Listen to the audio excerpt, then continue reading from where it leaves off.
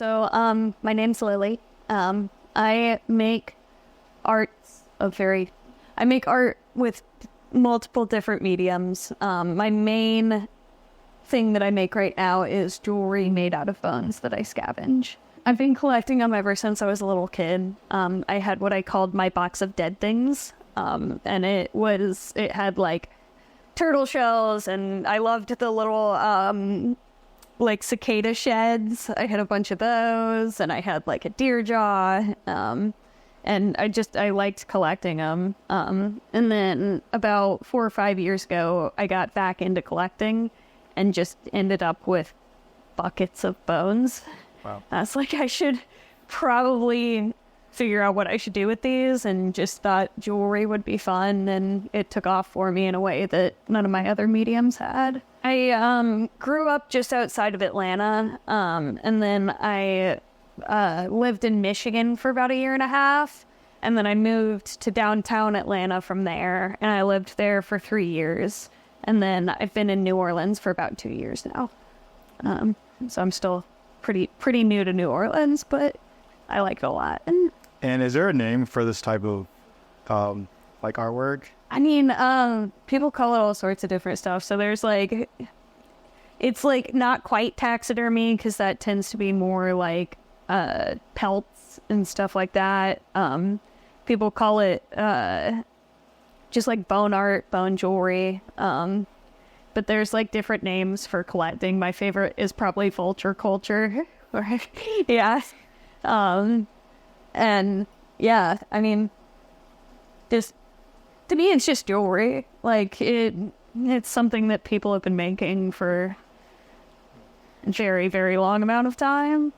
Can you describe the process? Like Yeah. From collecting it to, I guess, the finished product.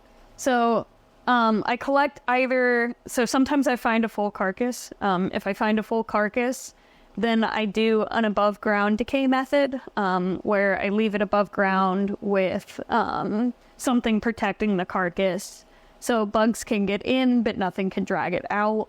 And then from there, I collect the bones, and they tend to look something like this, where they've still got quite a bit of coloration on them, and some...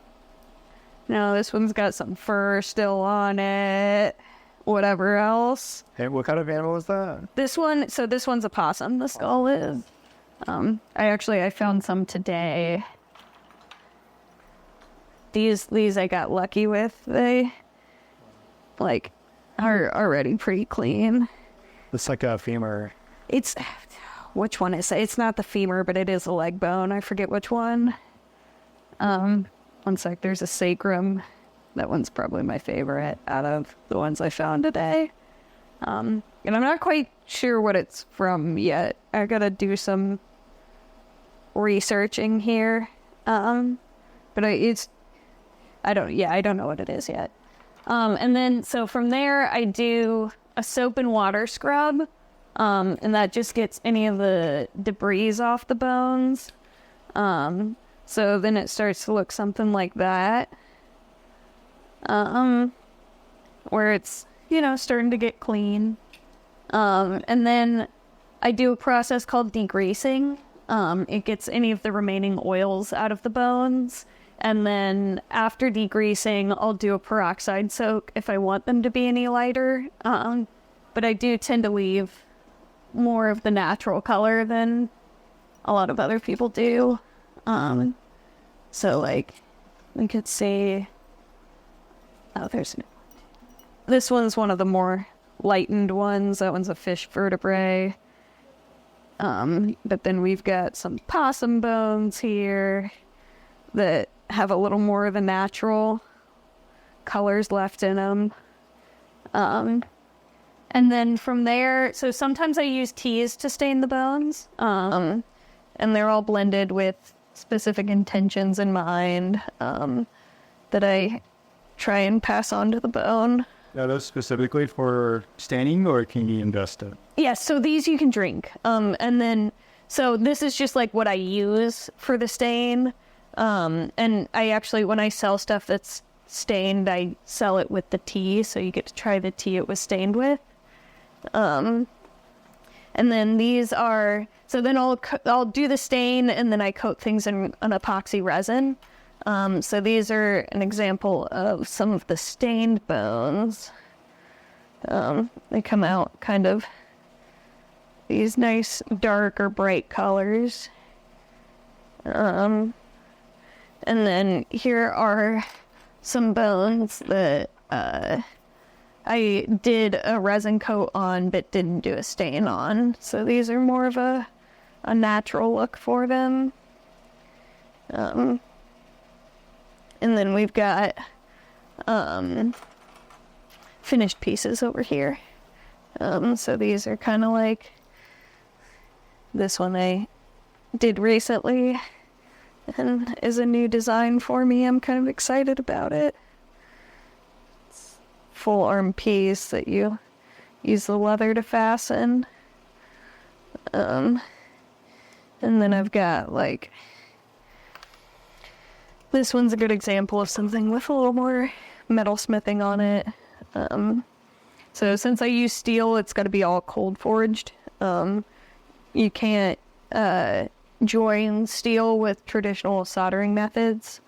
So that's something I got to work with. But that's an example of, what that looks like.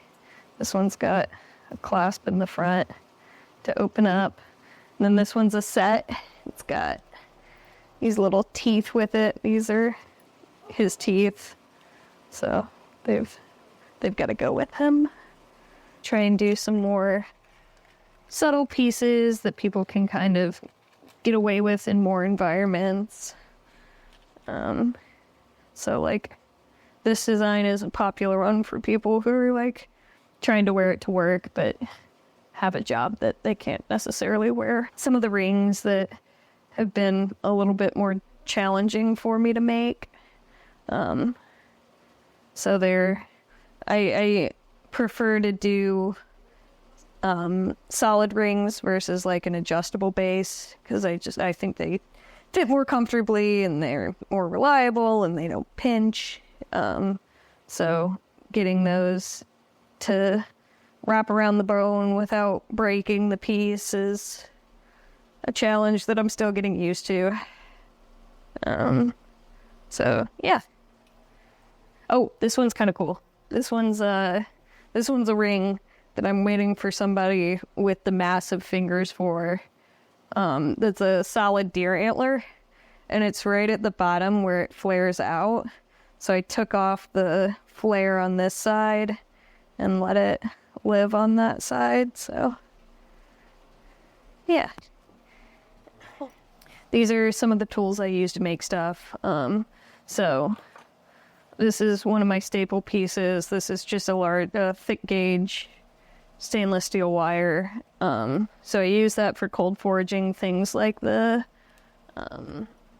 necklace here, or the ring bases. And then I've got some smaller gauge wire as well that I use for making connections, or even for making some of the accent pieces. Like these were made with a smaller gauge wire. And this is one of my staple pieces. This is my little hand twist drill. So I use this to drill all the holes in the pieces for like, whether it's connections, or I like to give the bones piercings. And I just use this little hand twist drill because it gives me a little more control than something that's electric. So the whole process, from start to finish, if I'm working with a full carcass, takes over a year. Wow. So there's a lot that goes into it. When I find stuff, I collect it, as long as I feel good about the circumstances that I find them in. There've been times where it's like clearly somebody's pet, in which case I'll either get in contact with the owner or like leave it somewhere that people can find. But as long as I feel good about it, I collect the carcass and use whatever I find. So it tends to be a lot of like, I like do the full process up to the resin and finish the bones, and then I kind of just look at them and I'm like, what do you want to be? So yeah. What's your favorite part? Ooh, the collecting.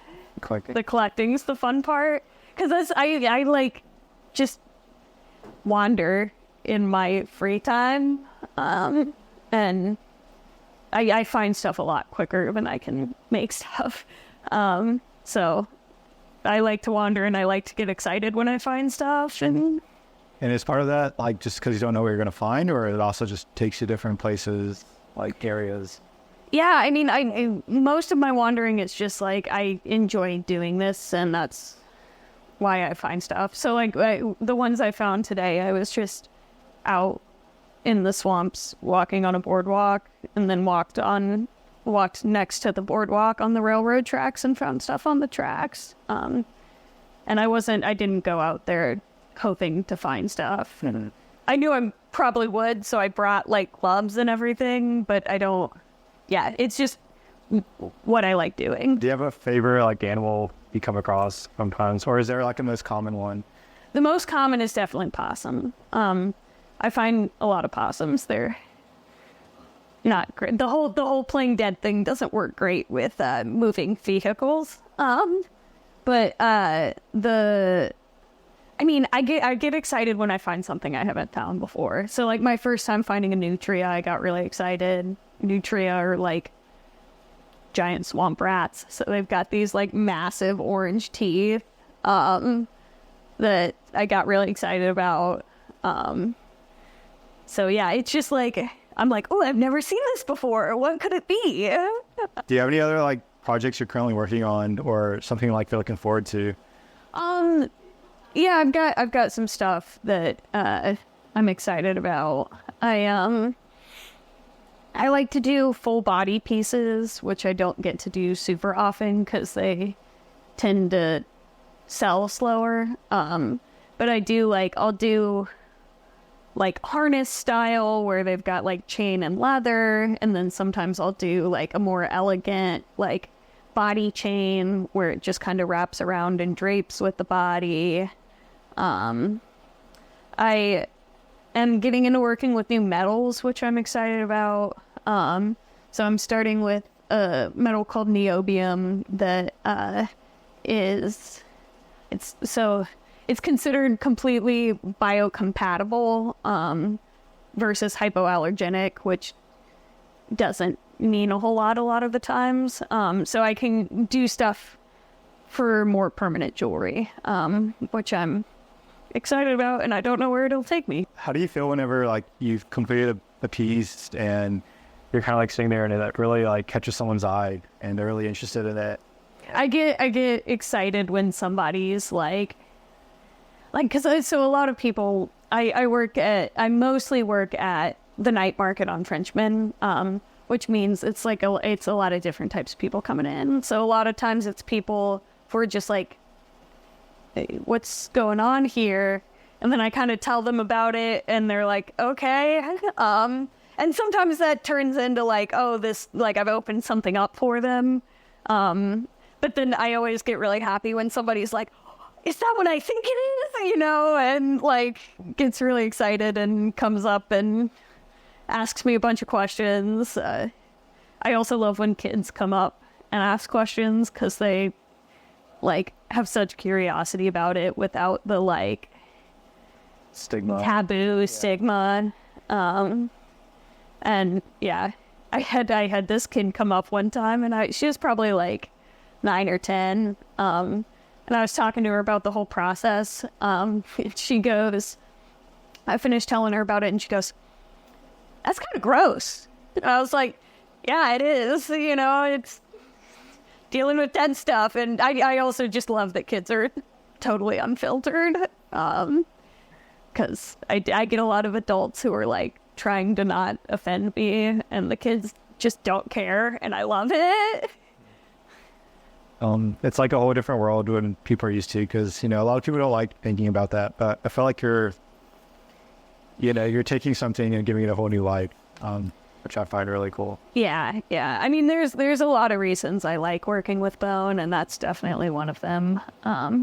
Because it's stuff that just is sitting there. Like, most of what I collect has died due to some level of human intervention. Because it's stuff off the railroad tracks, it's roadkill, it's stuff that's just sitting there. It's not getting much use, you know. Goes back into the soil sometimes, and sometimes scavengers get it, but once it's down to bone, like, that just stays. And all the pieces you found, I mean, that you use, you generally find, right? Yeah. So it's all either things I scavenge or things that people gift me. And I also ask when people give me stuff, you know, where'd you find this? I want to be able to tell people about it. The stories is kind of my favorite part about it. I get to tell people a little bit about what the animal is, where it came from, tell them a little bit about the life of the animal, more about the death of the animal. But are there any, like, communities as well for vulture culture? I mean, so there's some online communities, and then there's also things like there's the Traveling Oddities Convention, where a lot of the same people work those, a lot of the same artists. And then here in New Orleans, it's like something that's not that uncommon is people working with bone. Well, what made you decide to turn these bones that you find into jewelry?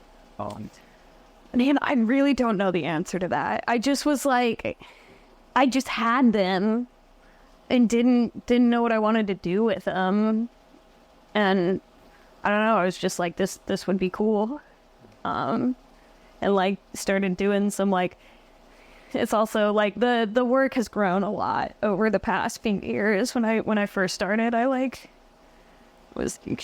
sure that stuff fell apart pretty quick. The stuff I first made, and it's nice to see it grow and turn into something that lasts. As people, you know, are introduced to this kind of work, I really encourage people to ask questions. And, you know, it's a very interesting medium, and I like for people to decide how they feel about it.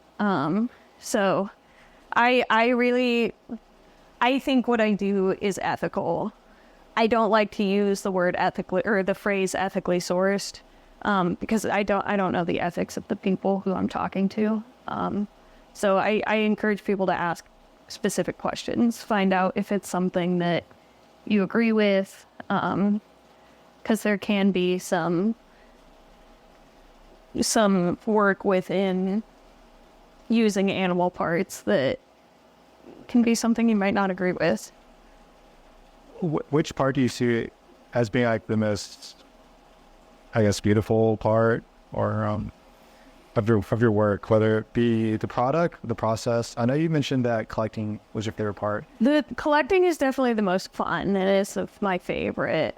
I would say the most beautiful is, like, I think it's probably the finished piece, when I'm like, I've done this justice. And when I make something that I'm, like, excited about, like the one I showed earlier, this one, I felt really good about. That's a really cool thing. Yeah, and it's just like... And then the other part that complements it. Yeah, the teeth. Yeah, and then people keep trying to buy the teeth on their own, and I'm like, I can't do it. Like, that's gotta stay... It's gotta stay with that. It's his teeth.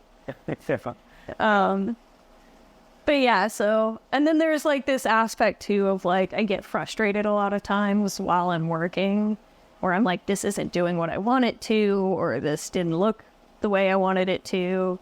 And then, like, when I get something that I'm like, oh, yes, this was good, that feels really nice. Instagram is my most, where I update the most. My Instagram is Abrisax Charms. And it'll come up, my name on Instagram is The Bone Collector. So you'll know you found me when you see The Bone Collector. Yeah. And you're primarily based in New Orleans. Do you ship any pieces out too, or no? Yes. Is that you're getting into? I can ship anywhere. So yeah, I usually, so you can get custom pieces on my website. But you can also just DM me on Instagram and be like if there's something you saw on my Instagram that I don't have listed on the website or whatever, you can be like, hey, I really liked this piece. And if I have the bones, then I can make you something similar. So, yeah. Have you gotten like a special request yet? I mean, Yeah. plenty of time. So my favorite is when people send me things they've found or things that are significant.